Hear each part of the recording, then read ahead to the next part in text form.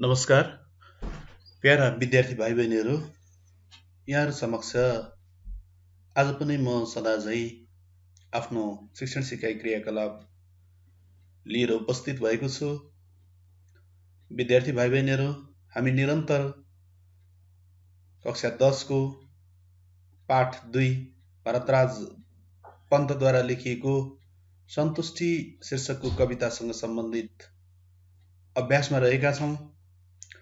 अघिल्लो दिन पनि विद्यार्थी भाइ बहिनीहरू हामीले लेखाइसँग सम्बन्धित अभ्यासहरू गरेका थियौँ। आज पनि आजको क्रियाकलाप पनि विद्यार्थी भाइ बहिनीहरू लेखाइसँग सम्बन्धित रहेर व्याख्या, अनुच्छेद लेखन, अनुच्छेद रचना र निबन्ध लेखनका पक्षमा छलफल हुनेछ। विद्यार्थी भाइ बहिनीहरूले आजको प्रस्तुतिलाई ध्यान दिएर सुनेर आफ्ना अभ्यासहरू गर्नुहुनेछ र त्यसका लागि ती अभ्यासहरू सम्पादन गर्नका लागि ती अभ्यासहरू गृहकार्यका रूपमा गर्नका लागि आजको कक्षा क्रियाकलाप विद्यार्थी भाइ बहिनीहरूका लागि उपयुक्त हुनेछ, यसले सघाउ पुर्याउनेछ भन्ने मैले विश्वास लिएको छु। अतः विद्यार्थी भाइ बहिनीहरू, हामी प्रश्न नम्बर 14 को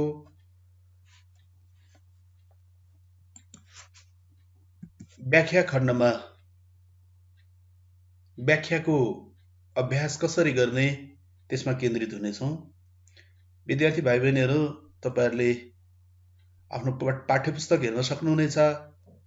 प्रश्न नम्बर 14 मा व्याख्या गर्नुहोस् भनिएको छ र त्यहाँ दुईवटा उदाहरणहरू रहेका छन्। क मा नआओस् आतिने दुःख मातिने धन सम्पत्ति यतिले राम्ररी चल्छ सारा जीवनको गति, यो उदाहरण छ एउटा। अर्को, पृथ्वी तल नै स्वर्ग जनता नै जनार्दन उपकार सदा पूजा फलहु दुःख मोचन भन्ने छ। विद्यार्थी भाइ बहिनीहरू, यो सप्रसङ्ग व्याख्या र भाव विस्तारका बारेमा रहेको भिन्नता मैले अगाडि नै विद्यार्थी भाइ बहिनीहरूलाई भनिसकेको छु। त्यसैले आज त्यसतर्फ म केन्द्रित हुन चाहन्न। यो व्याख्याका लागि दिएका हरफहरूमा व्यक्त गर्नुपर्ने भाव विचारहरूको सहजीकरण गर्ने सन्दर्भमा मैले यसमा केही बुँदाहरू उल्लेख गर्नेछु। विद्यार्थी भाइ बहिनीहरूले ती बुँदाहरूलाई मनन गरेर यसको व्याख्या गर्नुहोला। यहाँ कसले किन कसलाई कुन सन्दर्भमा भनेको भनेर उदाहरणको सन्दर्भ उल्लेख गर्नु पर्दैन भाइ बहिनीहरू, हामी सिधै व्याख्यामा प्रवेश गर्न सक्छौँ। कवि भरतराज पन्तले आफ्नो व्यक्तिगत चिन्तन व्यक्त गर्ने क्रममा उल्लेख गरेका उपरोक्त पंक्ति उल्लेख गरेका छन्, अथवा कवि भरतराज पन्तले आफ्नो व्यक्तिगत चिन्तन, व्यक्तिगत भाव विचार व्यक्त गरेका छन्।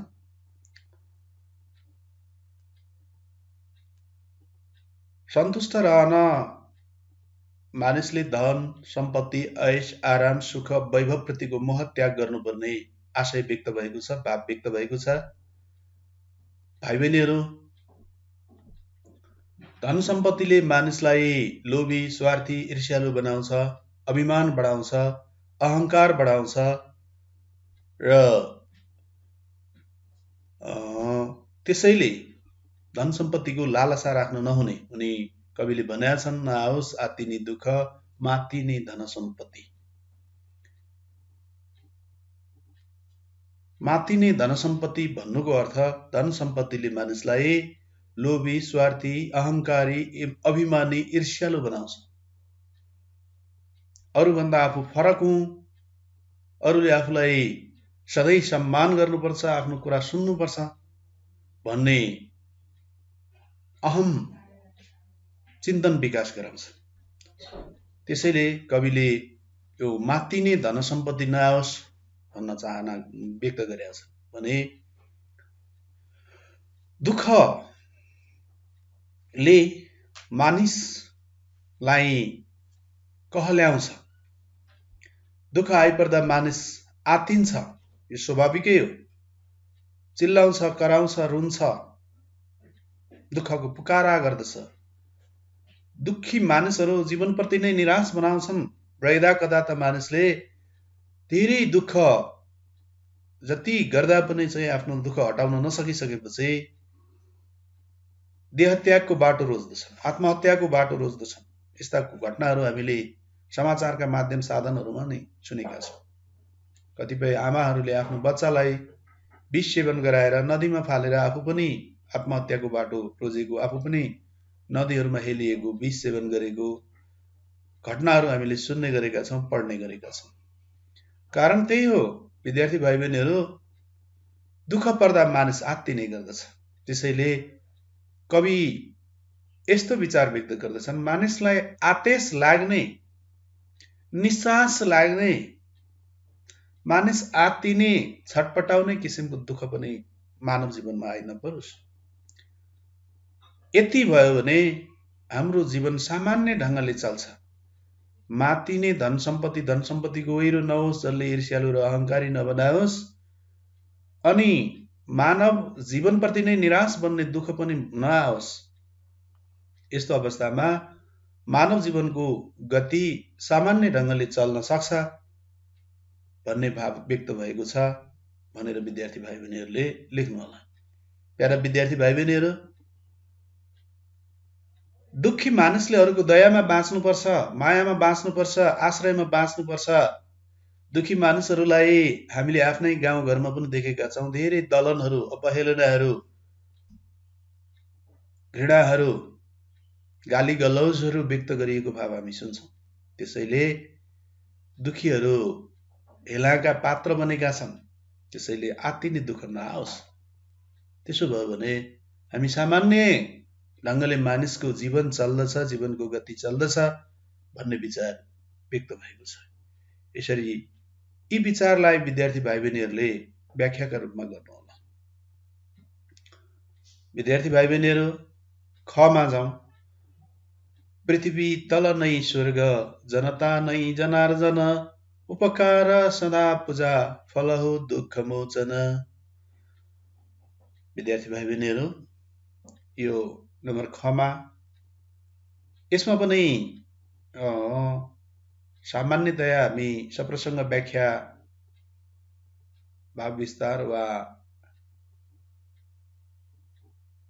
व्याख्या तीनवटा अनुच्छेदमा गर्ने गर्छौँ। पहिलो अनुच्छेदमा विषयवस्तु र पाठको परिचय अलिकति गराउँछौँ। दोस्रोमा भाव विस्तार गर्छौँ, विवेचना गर्छौँ, विचारको विश्लेषण गर्छौँ। तेस्रोमा उपसंहार लेख्छौँ, जसलाई हामी निष्कर्ष पनि भन्ने गर्छौँ।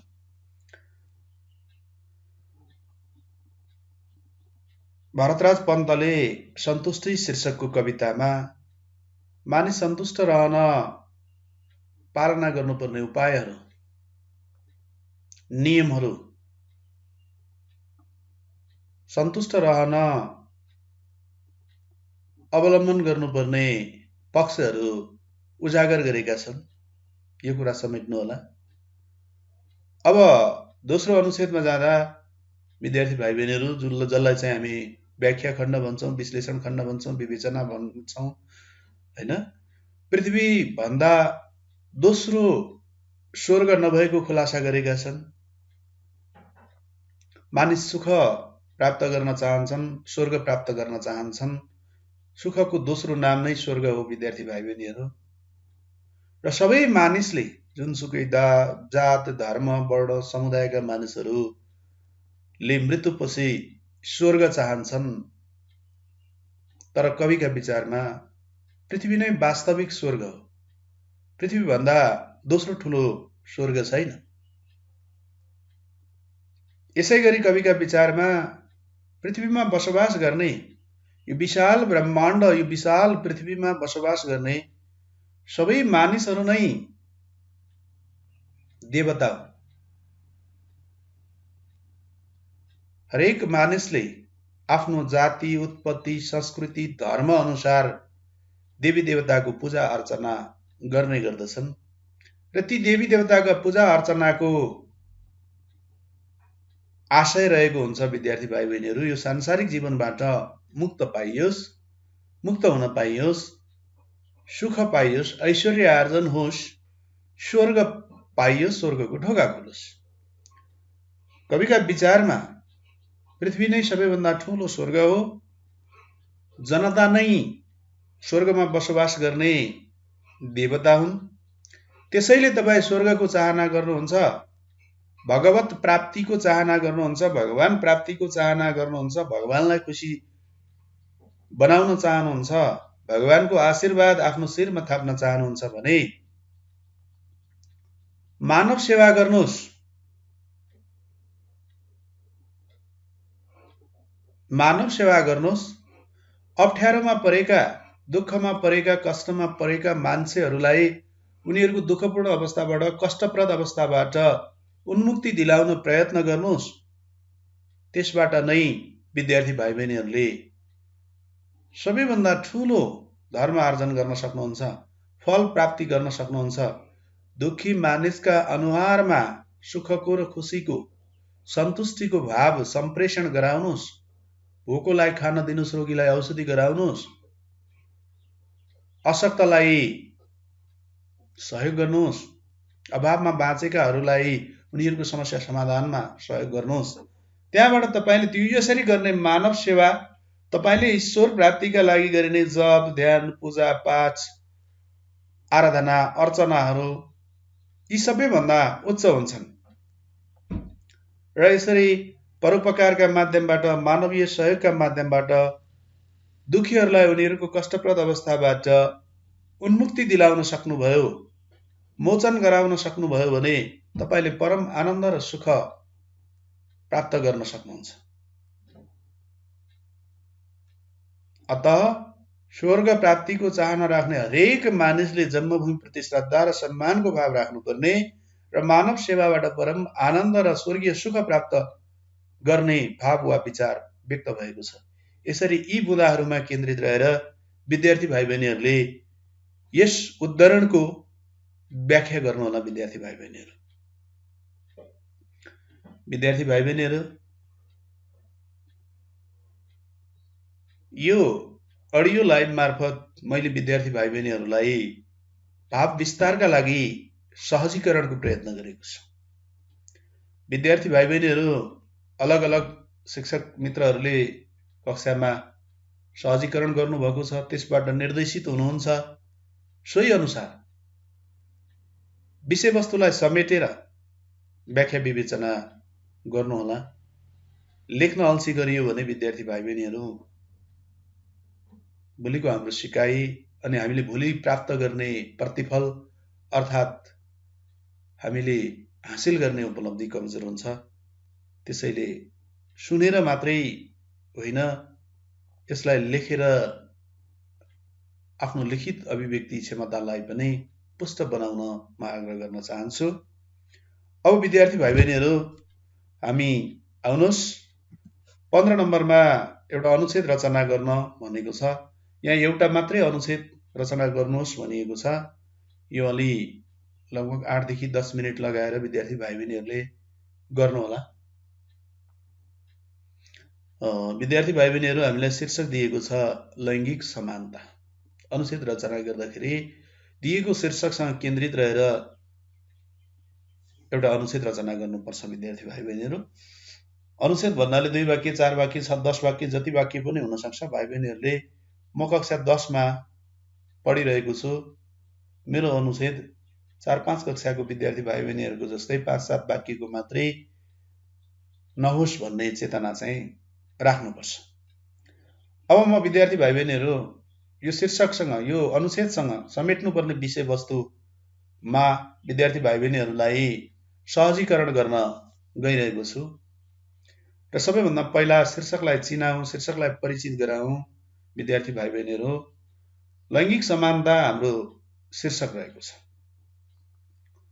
यसमा पहिला मैले विद्यार्थी भाइ बहिनीहरूलाई लैङ्गिक शब्दको निर्माण कसरी भएको हो, यो लिङ्ग आधार पदमा इक प्रत्यय लागेर लैङ्गिक शब्दको निर्माण भएको छ, जसको अर्थ लिङ्गसँग सम्बन्धित हुन्छ। यो जैविक पक्षसँग सम्बन्धित रहेको छ। समानताको अर्थ कुनै विभेद नभएको, भेदभाव रहित समान अवसर प्राप्त गरेको। अत लैङ्गिक समानताले लिङ्गका आधारमा कुनै पनि किसिमको भेदभाव नभएको, लिङ्गका आधारमा समानतापूर्ण व्यवहार गरिएको, सम्मानजनक व्यवहार गरिएको, समान व्यवहार गरिएको भन्ने भावआशय शीर्षकसँग रहेको छ। विद्यार्थी भाइ बहिनीहरू, लैङ्गिक समानता भन्नाले लिङ्गका आधारमा कुनै प्रकारका विभेद नगर्नु भन्ने अब हामीले सजिलैसँग बुझ्न सक्छौँ। यो कुरा अनुच्छेद लेख्दा उल्लेख गर्नुपर्छ। नारी र पुरुषका बीच कुनै प्रकारको भेदभाव नगरिनु वा नगर्नु नै लैङ्गिक समानता हो। त्यसैगरी अब हामीले लैङ्गिक समानता कायम नहुनुका पछाडि केही बाधक पक्षहरू छन्, केही कारक पक्षहरू रहेका छन्, जसमा अन्धविश्वास, अशिक्षा, गरिबी, पुरुष प्रधान सामाजिक संरचना आदि नै लैङ्गिक समानताका बाधक पक्ष। विद्यार्थी भाइ बहिनीहरू, बाधक लेखिसकेपछि अब यसलाई हटाउन के गर्नुपर्छ त? लैङ्गिक समानता कायम गर्न के गर्नुपर्छ? यदि हामीले लेखेनौँ भने हाम्रो उत्तरले पूर्णता पाउँदैन। त्यसैले कानुनका ठेलीहरूमा, कागजका पानाहरूमा आकर्षक अक्षरले लेख्दैमा, भाषण, गोष्ठी र सेमिनारहरूमा कलात्मक वा भावनात्मक अभिव्यक्ति दिँदैमा लैङ्गिक समानता कायम गर्न सकिँदैन। र लैङ्गिक समानता बिना, लैङ्गिक समानताको अभावमा हामीले चाहेको समाज परिवर्तन र रूपान्तरण अनि राष्ट्र निर्माण सम्भव हुँदैन। त्यसैले लैङ्गिक समानता आजको जल्दो बल्दो विषय हो। लैङ्गिक समानता कायम गर्न व्यक्ति, समाज, समुदाय, सिङ्गो राष्ट्र केन्द्रित हुनुपर्दछ। राष्ट्रिय रूपमै, अन्तर्राष्ट्रिय रूपमै टाउको दुखाइको विषय हो। र यसका लागि, लैङ्गिक समानता कायम गराउनका लागि नारी र पुरुष बीच अवसरको समान वितरण हुनुपर्दछ। यस्ता अवसरहरू शैक्षिक अवसर हुन सक्छन्, आर्थिक अवसर हुन सक्छन्, राजनैतिक अवसरहरू हुन सक्छन्, सामाजिक अवसरहरू हुन सक्छन्। हरेक क्षेत्रमा पुरुषले जस्तै महिलाहरूले पनि, अथवा महिलाले जस्तै पुरुषहरूले पनि अवसरहरू पाउनु पर्दछ। हो, लिङ्गका आधारमा महिलाका केही जिम्मेवारीहरू रहेका छन्, तर तिनै जिम्मेवारीहरूका आधारमा हामीले महिलालाई एउटा घरको 4 दिवारभित्र बन्देज बनाएका छौँ, जसले गर्दा पछौटेपन बेहोर्नु परेको छ। विद्यार्थी भाइ बहिनीहरू, अब हामीले ढिलो नगरिकन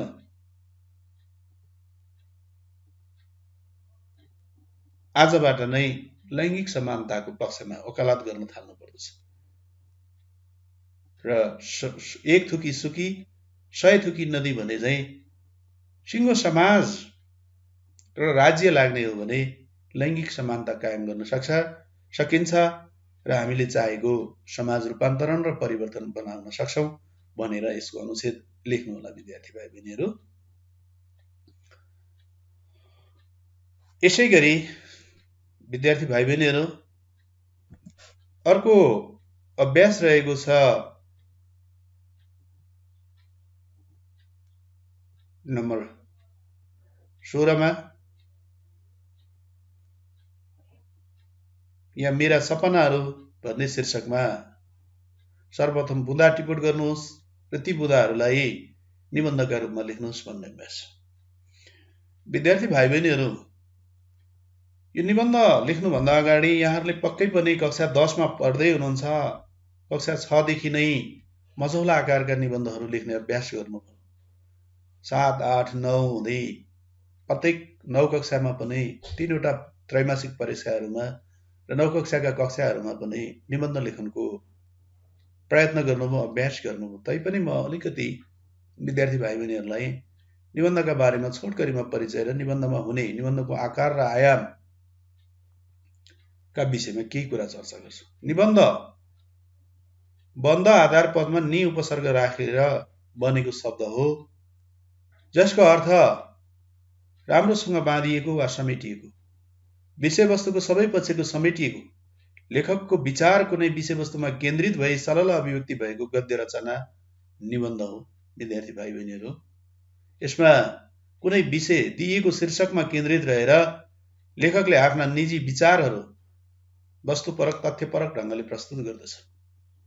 निबन्ध दुई प्रकारका हुन्छन् विद्यार्थीहरू भाइ बहिनीहरू, एउटा वस्तुपरक निबन्ध हुन्छ, अर्को भावपरक निबन्ध हुन्छ। वस्तुपरक निबन्ध अन्तर्गत विषयवस्तुको व्याख्या गरिन्छ, विश्लेषण गरिन्छ, फाइदा बेफाइदा केलाइन्छ, लाभ हानिका पक्षहरू उल्लेख गरिन्छ, समस्या भए समस्याहरू उल्लेख गरिन्छन्, समाधानका उपायहरू दिइन्छन्।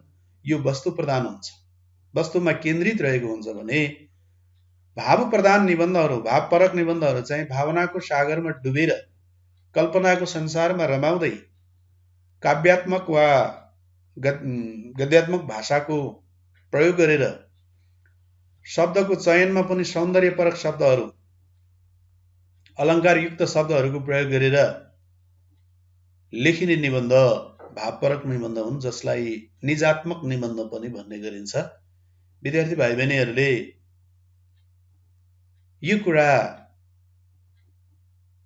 नेपाली व्याकरणमा पनि निबन्ध शीर्षक, निबन्ध लेखनको चाहिँ सम्बन्धी सहयोगी सामग्री हेर्नुभयो भने व्याकरणको अभिव्यक्ति खण्डमा निबन्ध लेखनसँग सम्बन्धित सहजीकरणका चाहिँ केही पक्षहरू उल्लेख गरिएका छन्, त्यहाँ प्राप्त गर्न सक्नुहुनेछ। अब म विद्यार्थी भाइ बहिनीहरूलाई निबन्ध लेखन, विशेष गरी निबन्धमा 3 खण्ड हुन्छ। एउटा परिचय खण्ड हुन्छ, अर्को विश्लेषण विवेचना खण्ड हुन्छ र अर्को निष्कर्ष खण्ड हुन्छ। भाइ बहिनीहरू, परिचय खण्डमा निबन्ध लेखनका लागि दिइएको शीर्षक वा विषयवस्तुलाई त्यसको अर्थ, त्यसको भावसहित परिचयित गराउने, शीर्षकका रूपमा चयन गरिएको, शीर्षकका रूपमा दिइएको शब्दहरूको सम्भव भएसम्म निर्माण प्रक्रिया पनि देखाउने, त्यसको अर्थ उल्लेख गर्नुपर्दछ, जसलाई मैले परिचय खण्ड भनेको छु। त्यसै गरी विद्यार्थी भाइ बहिनीहरू, विश्लेषण खण्डमा विषयवस्तुमा केन्द्रित रहेर शीर्षक अनुसार, मैले शीर्षक अनुसार भने विद्यार्थी भाइ बहिनीहरू, सबै शीर्षकमा फाइदा बेफाइदा आउँदैन, सबै शीर्षकमा महत्त्व आउँदैन, सबै शीर्षकमा समस्या समाधान आउँदैन। त्यसैले शीर्षक अनुसार, शीर्षकमा केन्द्रित रहेर शीर्षकले खोजेको विषयवस्तुको व्याख्या विश्लेषण गर्नुपर्दछ, आफ्ना विचार वा धारणाहरू प्रस्तुत गर्नुपर्दछ, त्यसको चर्चा गर्नुपर्दछ। यो विद्यार्थी भाइ बहिनीहरूको क्षमता अनुसार विश्लेषण खण्ड 3, 4 वा 5 अनुच्छेदमा पनि उल्लेख गर्न सक्नुहुन्छ। र उपसंहार खण्ड, निष्कर्ष खण्ड, यसमा दोस्रो खण्डमा उल्लेखित विचारहरूलाई अत्यन्तै संक्षेपमा, सारका रूपमा, निचोडका रूपमा, निष्कर्षको रूपमा प्रस्तुत गर्नुपर्दछ। यो सकेसम्म छोटो हुनुपर्दछ, भद्दा हुनबाट जोगाउनु पर्दछ, शिष्ट, सरल र सुस्पष्ट भाषाको प्रयोग गर्नुपर्दछ। र यो निष्कर्ष खण्डमा, उपसंहार खण्डमा अनावश्यक गन्थन राख्नु हुँदैन, शीर्षकसँग केन्द्रित रहेर पुष्ट विचार समेट्ने प्रयत्न गर्नुपर्दछ। विद्यार्थी भाइ बहिनीहरू,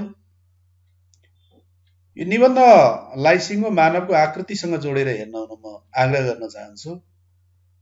टाउको बीचको पेट भाग र खुट्टाको समन्वय मिल्यो भने शरीर आकर्षक देखिन्छ। कतिपय मान्छेहरूको टाउको एकदम भद्दा देखिन्छ, ठुलो देखिन्छ, खुट्टा लुलो देखिन्छ, भुँडी ठुलो देखिन्छ, त्यो मान्छे हिँड्न सक्दैन। विद्यार्थी भाइ बहिनीहरू, यहाँहरूले पनि यो कुरालाई, भुँडी ठुलो भएर खुट्टा लुलो बनाउनु हुँदैन, टाउको ठुलो भएर भुँडी ठिक्क मजौला आकारको बनाउनु हुँदैन। जसरी हाम्रो शरीरको चाहिँ सबै अङ्गहरूको तालमेल मिलेको छ, यसमा पनि परिचय खण्ड, व्याख्या विवेचना विश्लेषण खण्ड र उपसंहार निष्कर्ष खण्डको ठिक्क ठिक्क आयाम मिलाउनु पर्ने हुन्छ। अत विद्यार्थी भाइ बहिनीहरू, यहाँहरूले कक्षा 10 का विद्यार्थी भाइ बहिनीहरूका हकमा 250 शब्द, 250 शब्दसम्मको निबन्ध लेख्नुपर्ने हुन्छ। यहाँहरूले अझैसम्म जाँदा 350 शब्दसम्मको पर्ला, जसलाई चाहिँ समय 18 मिनेटको विभाजन गरिएको छ। यहाँहरूले पक्कै पनि 18 मिनेटमा सक्नुहुन्न, किनभने यहाँहरूको त्यो राइटिङ स्पिड, राइटिङ स्किल र विषयवस्तुलाई समेट्ने ज्ञानले गर्दा अलि लामो समय लाग्छ। तर पनि विद्यार्थी भाइ बहिनीहरूले निबन्ध लेखनमा आधी घण्टाभन्दा बढी समय नलगाउनु हुन। त्यसो भन्दा बढी लगाउनु भयो भने यहाँले आफ्नो समाधान गर्न सक्नुहुन्न, पुरै अभ्यास गर्न परीक्षामा होस् वा भ्याउनुहुन्न। त्यसैले निबन्ध लेखनको अभ्यास गर्न म आग्रह गर्न चाहन्छु। अब विद्यार्थी भाइ बहिनीहरू, यहाँ मेरा सपनाहरू भन्ने शीर्षकमा बुँदा टिपोट गरेर निबन्ध लेख्नुहोस् ती बुँदाहरूलाई भनिएको छ। विद्यार्थी भाइ बहिनीहरू, मैले यो शीर्षकमा अलिकति केन्द्रित गराउन चाहे।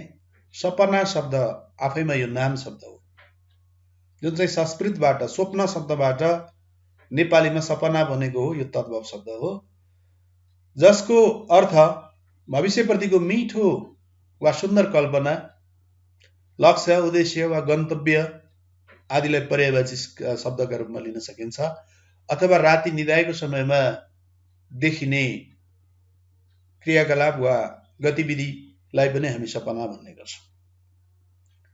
विद्यार्थी भाइ बहिनीहरू, हरेक मानिसको आफ्नै निश्चित लक्ष्य हुन्छ, उद्देश्य हुन्छ। सपनाले नै मानिसलाई सक्रिय वा क्रियाशील र परिश्रमी बनाउँछ। सपनाविहीन मानिसको जीवन लक्ष्य वा गन्तव्यहीन हुन्छ। सपना सफलताको सोपान हो। सपना नभएका मानिसहरू कुहिरोमा काग हराए जस्तै जीवन रूपी अविरल यात्रामा हराउन पुग्दछन्। अर्थात् मानिसको सफलता उसको सपनासँग निर्देशित हुन्छ। यी कुराहरूलाई विद्यार्थी भाइ बहिनीहरूले यसको परिचय खण्डमा उल्लेख गर्नुहोला। म पनि सामान्यतया अन्य मानिस जस्तै आफ्नो भविष्य निर्माणको क्रममा क्रियाशील एक सचेत विद्यार्थी हुँ। उद्देश्य के लिनु उडी छुनुचन्द्र एक, उद्देश्य के लिनु उडी छुनुचन्द्र एक, लक्ष्मीप्रसाद देवकोटाको विचारबाट प्रभावित भएको म र मेरा पनि केही सपनाहरू रहेका छन्, लक्ष्यहरू रहेका छन्, उद्देश्यहरू रहेका छन्। मैले पनि केही थन सपनाहरू सजाएको छु। तिनै सपनाहरूले मलाई फुल्न, फक्रन प्रेरित गर्दैछन्। मैले सजाएका केही थन सपनाहरूले मलाई फुल्न र फक्रन प्रेरित गर्दैछ। यसलाई बुँदाको रूपमा उल्लेख गर्ने विद्यार्थी भाइ बहिनीहरू। अब यसमा चाहिँ विद्यार्थी भाइ बहिनीहरूका सपना धेरै हुन सक्छन्। ती सपनासँग केन्द्रित रहेर विषयवस्तु समेट्नुपर्छ। मैले चाहिँ यहाँ एउटा असल शिक्षक बन्ने र शैक्षिक विकासमा सहयोग पुर्याउने सपनामा केन्द्रित रहेर बुँदाहरू टिपोट गरेका छु। विद्यार्थी भाइ बहिनीहरूका कसैका डाक्टर बन्ने सपना देख्न सक्नुहुन्छ, कोही इन्जिनियर बन्ने, कोही समाजसेवी बन्ने, कोही राजनीतिज्ञ बन्ने, कोही वैज्ञानिक बन्ने, कोही व्यवसायी बन्ने, कोही चाहिँ अब विभिन्न विद्यार्थी भाइ बहिनीहरूका अब कलाकारहरू बन्ने, मोडलहरू बन्ने, होइन। यो क्षेत्र विशाल छ विद्यार्थी भाइ बहिनीहरू। यहाँहरूको सपना एउटै हुनुपर्छ भन्ने छैन र त्यसैले अब आफ्नो सपनासँग केन्द्रित रहेर बुँदाहरू उल्लेख गर्नुहोला। यहाँ मैले शिक्षक बन्ने सपनासँग सम्बन्धित रहेका केही कुराहरू, केही पक्षहरू उल्लेख गर्छु। सबैमा शिक्षाको प्रसार गरी सद्मार्गमा डोर्याउने, व्यक्तिमा अन्तर्निहित प्रतिभाको प्रस्फुटन गराई योग्य र कुशल नागरिक बनाउने कार्य शिक्षण पेशा हो। त्यसैले यो पवित्र र सम्मानित पेशामा आबद्ध भई राष्ट्र विकासमा सघाउने सफल शिक्षक बन्नु मेरो लक्ष्य वा सपना रहेको। संसारका हरेक वैज्ञानिक, दार्शनिक, चिन्तक, ज्ञान विज्ञानसँग सम्बन्धित आविष्कारहरू शिक्षासँग सम्बन्धित छन् र शिक्षकसँग सम्बन्धित छन्। ती सबै शिक्षकको अनुकम्पा र सत्मार्गबाट अभिप्रेरित भएर सम्भव भएका हुन्। त्यसैले मैले शिक्षण पेशालाई आफ्नो लक्ष्य वा सपना बनाएको हुँ।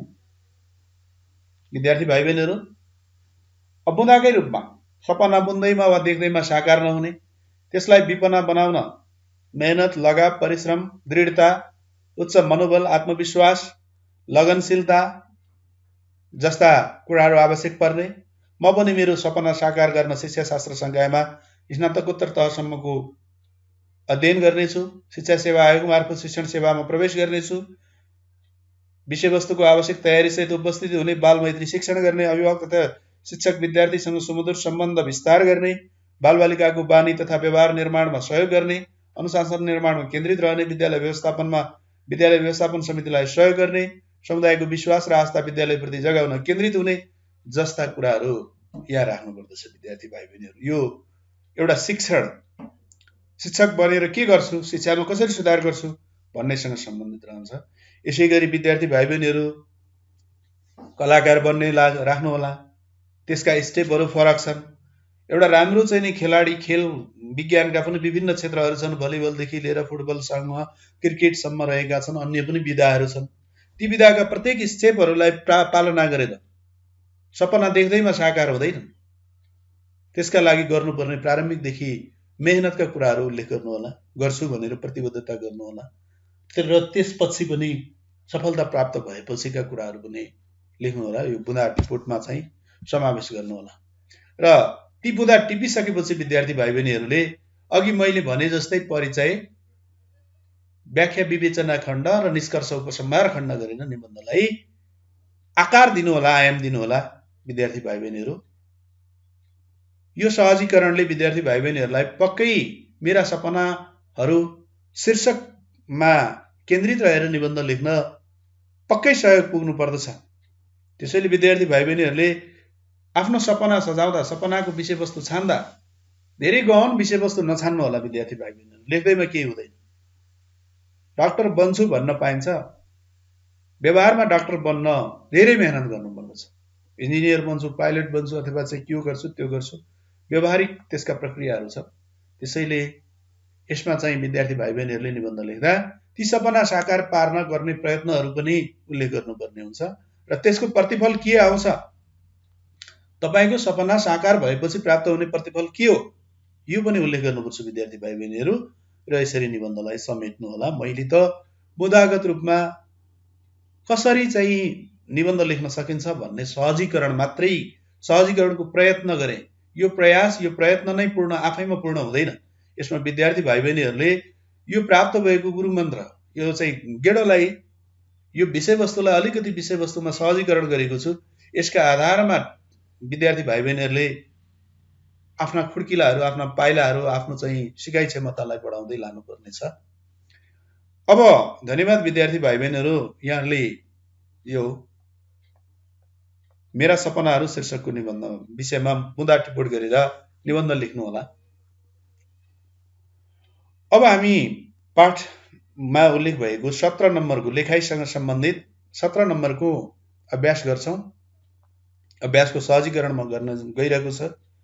विद्यार्थी भाइ बहिनीहरू पाठमा दीर्घ इकार लागेका शब्दहरू टिप्नुहोस्। पक्कै पनि विद्यार्थी भाइ बहिनीहरूले इकार दुई प्रकारका हुन्छन्। ई को प्रयोग ह्रस्व ई र दीर्घ ई को रूपमा हुन्छ। मैले यहाँ स्लाइडमा देखाएको छु विद्यार्थी भाइ बहिनीहरू। ह्रस्व इकार र दीर्घ इकार गरेर इकार दुई प्रकारका हुन्छन्। ह्रस्व इकारको उच्चारण विशेष गरी कम सासको प्रयोगमा छोटोमा हुन्छ भने दीर्घ इकारको उच्चारण चाहिँ अलिकति लामो हुने गर्दछ।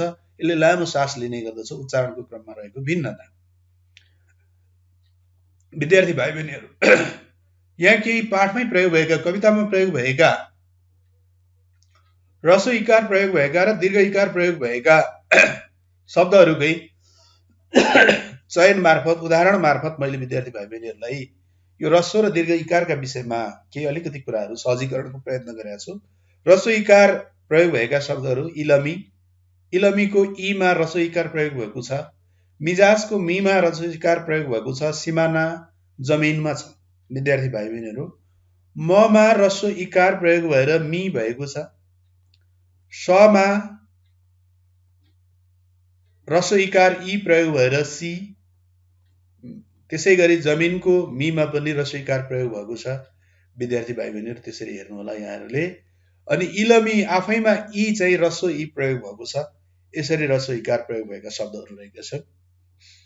दीर्घ इकार प्रयोग भएका शब्दहरू पनि उदाहरणका रूपमा छानेको छु मैले। सीमा, जीवन, पानी, इलमी। समा दीर्घ इकार सी अनि सीमाको सी र सिमानाको सी उच्चारण गर्दा पक्कै पनि विद्यार्थी भाइ बहिनीहरूले सिमाना भन्नु र सीमा भन्नुमा त्यो सी को उच्चारणमा अलिकति टाइमिङको कुरा, स्ट्रेस पर्ने कुरा, जोड दिनुपर्ने कुरा अलिक फरकै छ। आफै उच्चारण गरेर पनि विद्यार्थी भाइ बहिनीहरूले छुट्याउन सक्नुहुन्छ। त्यसै गरी ज प्लस इ जी जीवन जीवन उच्चारण गर्दा अलि लामै सास लाग्छ। नि पानीको नि दीर्घ इकार प्रयोग भएको छ। न प्लस इ दीर्घ इकार छ, त्यहाँ चिन्ह पनि राखेको छु मैले विद्यार्थी भाइ बहिनीहरू। त्यसै गरी इलमीको मीमा इलमी,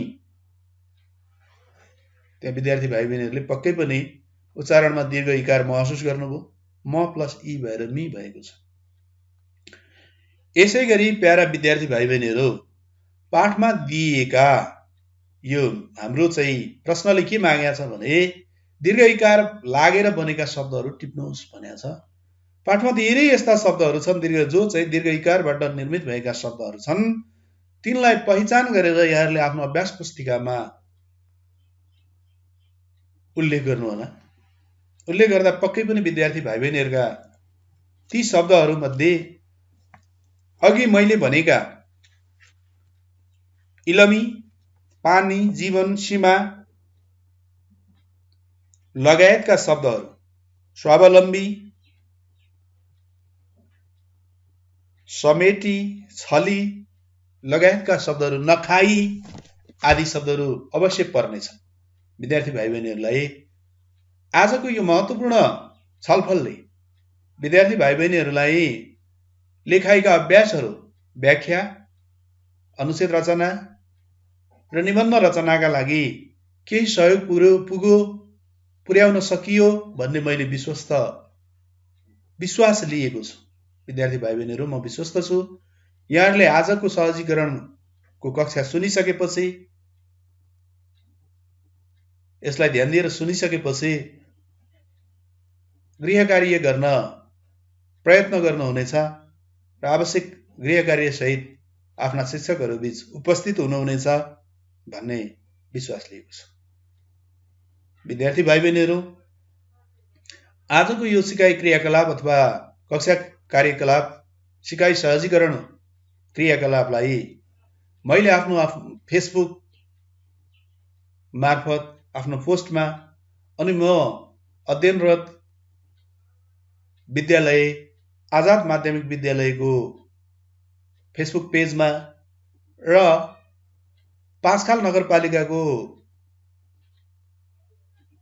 नगरपालिका शिक्षा शाखाको फेसबुक पेज मार्फत पनि यो सहजीकरण क्रियाकलाप सार्वजनिक हुनेछ। विद्यार्थी भाइ बहिनीहरूसँग कुनै त्यस्तो जिज्ञासा, कुनै त्यस्तो चाहिँ समस्या भएमा कमेन्ट बक्समा यहाँहरूले आफ्नो जिज्ञासा वा समस्या उल्लेख गर्नुहोला। विद्यार्थी भाइ बहिनीहरू, म सहजीकरणको निम्ति प्रयत्न गर्नेछु र विद्यार्थी भाइ बहिनीहरूलाई आग्रह गर्छु, यहाँहरूले धेरै विद्यार्थी भाइ बहिनीहरूले पाँचखाल आसपासमा पठन पाठन गर्ने विद्यार्थी भाइ बहिनीहरूले मलाई व्यक्तिगत रूपमा चिन्नुहुन्छ, कतिपयले नचिन्न पनि सक्नुहुन्छ। यहाँहरू मेरो फेसबुकमा कक्षा 10 मा पढ्ने विद्यार्थी भाइ बहिनीहरू मलाई साथी बनाउन सक्नुहुनेछ, साथी बन्नको लागि अनुरोध गर्न सक्नुहुनेछ, साथी एड गर्न सक्नुहुनेछ र यसरी मैले उत्पादन गरेका सामग्रीहरू, शिक्षण सिकाइसँग सम्बन्धित सहजीकरणका क्रियाकलापहरू प्राप्त गर्न सक्नुहुनेछ र जुनसुकै बेलामा पनि नेपाली विषयको सिकाइसँग यहाँका कुनै त्यस्ता समस्याहरू रहेछन् भने ती समस्या समाधानका निम्ति सहयोग पुर्याउनेछु भन्दै आजको दिन यहाँहरूको सुखमय बितोस्। शुभकामना। धन्यवाद। नमस्कार।